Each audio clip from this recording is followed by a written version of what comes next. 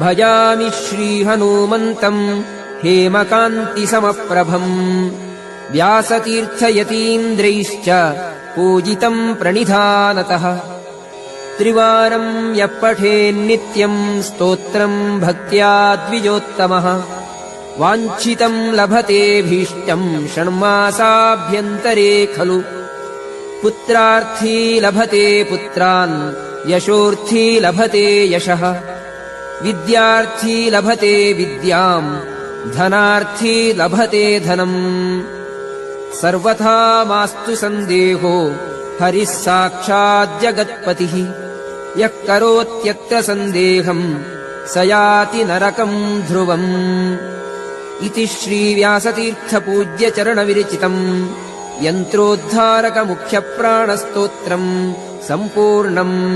श्रीकृष्णार्पणमस्तु।